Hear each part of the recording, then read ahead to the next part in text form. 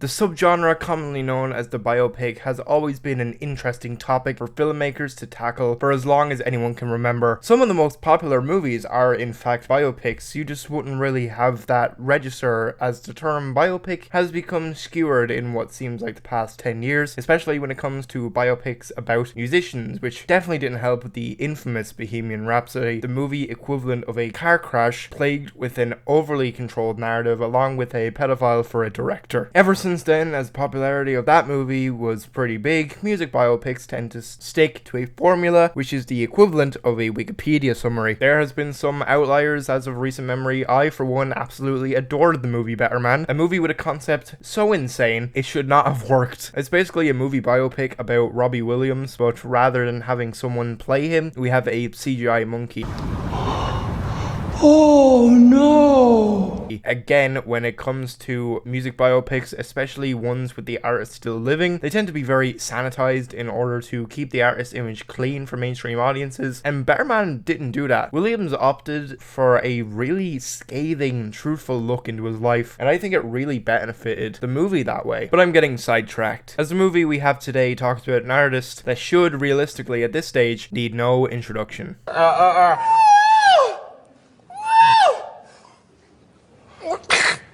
Oh, Jimmy, you fool. Peraí.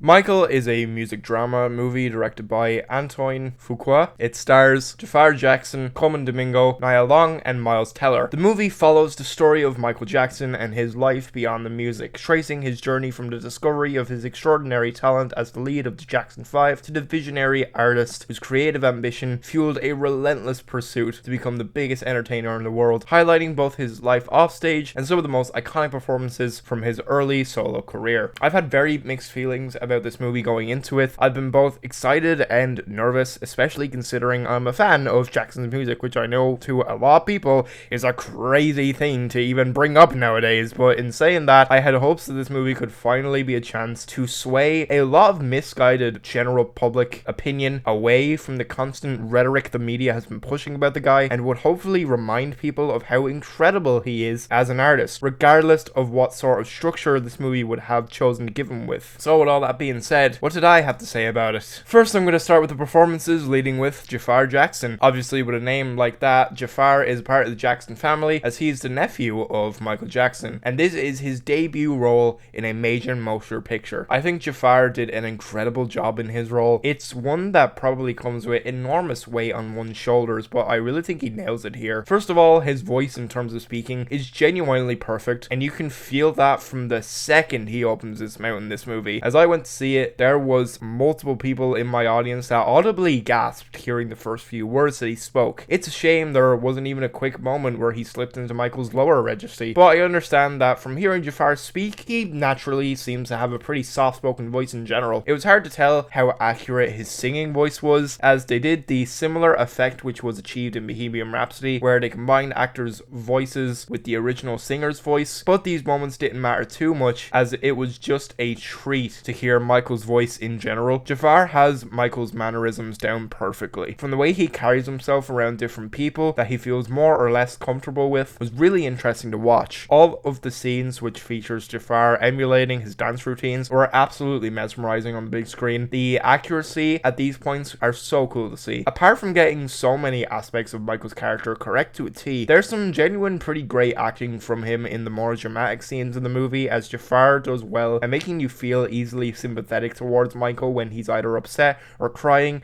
It feels realistic to where he's truly feeling these emotions. Along with that, there's a charm to him that's simply infectious, as you can't help but smile seeing how he treats everyone around him, and he manages to make you hang on to his every word, no matter what context the scenes are. But this particularly shows when he's in meetings with execs, as Jafar manages to emulate his uncle sass perfectly. Giuliano Cruvaldi portrays the younger version of Michael Jackson. This is also Valdi Valdi's debut role in a major motion picture. I do want to shout out Valdi, as I feel like not a lot of people have been talking that much about him. He only really is in the first act of the movie, but in fairness, I still think he does a pretty good job with the material he's given. There's points where Valdi shows signs of being in pain or full on crying, and it really tugs at your heartstrings. It's genuinely pretty heartbreaking stuff during these moments, but in the more lighter scenes, the kid has a shit ton of charisma that, similarly to Jafar, perfectly emulates Michael as he would have been at that age. It's hard to tell at times when it's just this kid singing. I think there's also the effect of adding two voices on top of each other, but I do believe there's specifically one moment where it's Valdi's isolated vocals, and it's insanely oppressive when this happens. Coleman Domingo plays Joe Jackson in this movie. He's known for having roles in movies like Sing Sing and Dead Man's Wire. Domingo is really great here. He manages to make Joe Jackson feel totally menacing whenever he's on screen. He makes his character so easily hateable from what they show him doing in the movie alone, and it makes your mind wonder if in any way, despite this, is he toned down due to the movie having its PG-13 rating? You feel genuinely uneasy when he appears on screen, as you never truly know what he's going to do next in context of the movie anyways. He always makes his presence feel feared from the way he shoots looks at people and from the way he speaks to everyone around him. He's either extremely arrogant or full-on cruel to anyone he comes in contact with, and it leaves you feeling just utterly annoyed at everything that he's doing. There's this added layer to his character which makes him honestly feel pretty pathetic. When he strikes fear into everyone around him, there's an element to his character that shows he's scared of losing all of his power, especially as Michael becomes bigger than he could ever anticipate. And I think when it comes to showing him this light, anyone who knows about this horrific person that Joe Jackson is would feel pretty satisfied and vindicated. Nia Long plays Catherine Jackson in this. She's known for her roles in movies like Missing and Boys in the Hood. Long does a good job at portraying the mother of the Jackson family. She plays Catherine with this sweet, sympathetic side when it comes to talking to Michael in the more dramatic scenes during the first act. There's points later in the movie where she's able to carry herself in a very headstrong manner, which is pretty satisfying to see. Miles Teller is in this movie too. He's known for his roles in movies like Whiplash and War Dogs. I thought he did okay in his role. He's playing the role of Michael Jackson's manager, but he doesn't feel like much of a character in this movie. At least not a major one, as he's mainly just around to be stoic and somewhat serious like any man in a suit would be. I'm sure he'll have more to do in part 2, as there will probably be some conflict when Michael fires him a bunch of times throughout the 90s and the 2000s. Moving on, I want to talk about the plot of this movie. As far as a biopic goes, it's pretty standard stuff considered. Almost every plot point which is parodied in Walk Hard, it's pretty much done here. You know, it's shocking, we haven't really gotten another movie like Walk Hard. The Weird Al movie was somewhat close enough, but it did nowhere near the same amount of damage to the biopic genre as Walk Hard did, unfortunately. One of the biggest issues I had with this movie was the screenplay itself, especially when it comes to the overall dialogue that every character speaks. A good majority of lines out of the characters' mouths are so self-egregious, as characters will speak to Michael, and even Michael himself will say what the audience pretty much already knows about him. Like, there's a part where Michael is talking to his manager and he literally says, "I want to make the best-selling album from any artist of all time." Like, look, people knew Michael would tell himself affirmations or whatever, but I don't believe for a second he would have said something like this verbatim. When stuff like this happened, it was just really eye-rolling to me personally. Along with that, the movie is not without its flaws of having a few inaccuracies spread throughout the movie, which I'm only realistically able to list because of my girlfriend who saw the movie with me. I'm just gonna list some stuff off here from her notes. The movie acts like Off the Wall was his first solo album after leaving the Jackson 5, when he actually just had 4 other solo albums before this. The movie had no inclusion of the production of The Wiz, which is most likely due to Diana Ross, very close to the movie's release date, asking for her inclusion to be cut out of the movie, probably due to her not wanting to be seen grooming a literal child. It's funny that they didn't include this, since this is where he met Quincy Jones as well. Like, Quincy in this movie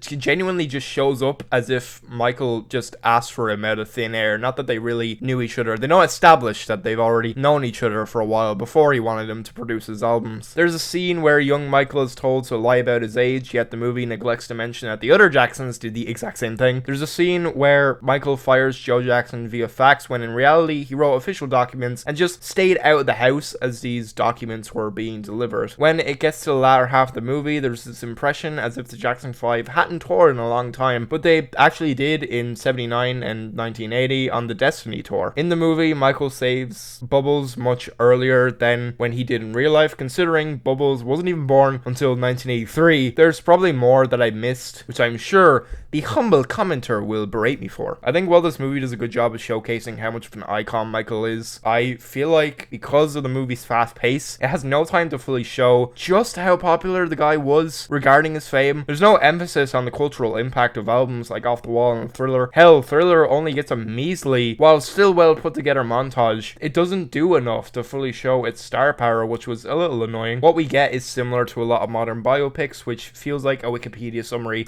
of only half of Michael's life. Despite a lot of these flaws, I can't deny that it's pretty endearing to see a lot of the music videos and live performances be recreated to a T. I saw this movie in IMAX, and when it came to the live performances, they were crafted in such a way that made it feel like you were at one of its concerts. I feel like there was one too many cuts toward the audience, which wouldn't be too bad if all the audience reactions were just as overdramatic as they were in reality. There's definitely a lot here for fans, but this movie was definitely made with general audiences in mind, as it just gives a pretty sanitized, surface level look into Michael's life. And I know with the way this movie ends that this is only one part of a major story, but I still think much more could have been done here. Next, I want to talk about the cinematography. This movie was shot by Dion Beebe, who stood in cinematography for movies like Chicago and Miami Vice. I thought this movie looked pretty good, albeit it has that sanitized look that most modern biopics do have, but it's still visually appealing to look at from start to finish at least. There's an overuse of push-ins, which is done for dramatic effect, especially when characters are delivering emotional monologues to further show how dramatic the actual scenes are, which for me occasionally border on parody from time to time. There isn't all too much unique camera techniques used here, but other than that, a lot of the scenes, especially scenes that are recreating concerts and music videos, have a lot of dedication to being accurate to how these would have looked in reality, which was nice to see. One aspect that had me nervous going into this movie was learning that one of the two editors on this movie had edited Bohemian Rhapsody, which is by far one of the worst edited movies probably of all time, which to an extent you can excuse for reshoots, but all I'm saying is a Michael Jackson movie had reshoots as well, and it's nowhere near as bad as this. It still has some flaws. There's an awful lot of cross-cutting, which makes it feel a bit all over the place, and for me, I think the Motown performance of Billie Jean is edited so poorly, which is a shame because besides Thriller, this is probably one of the most famous things Michael Jackson is known for, and we have a scene which has just far too much coverage, and an editor who thought they should include absolutely every shot that was done for it. This thankfully doesn't always happen. It was nowhere near as terrible as I thought it was going to be, at least. Considering this is one of the main things about the movie, I suppose lastly I should talk about the music in this movie. The original score was composed by Leor Rosner and, well, obviously Michael Jackson himself, considering half of it, if not all of the music in this movie, is just his songs. It's probably an understatement to say that the music in this movie is pretty great. In terms of the orchestral music, it sounded like at times it was interpolations of MJ's songs along with standard background music to fit the mood of certain scenes, but for a majority of the time this thing is filled to the brim with songs from Michael Jackson's catalog, and they all sounded pretty great. It was hard to tell at times if it was complete new mixes done for this film, but in IMAX they especially sounded spectacular. The bass in these songs were pumping, their drum beats were pounding my head. It made for a truly immersive experience. With all that being said, I did surprisingly like this movie despite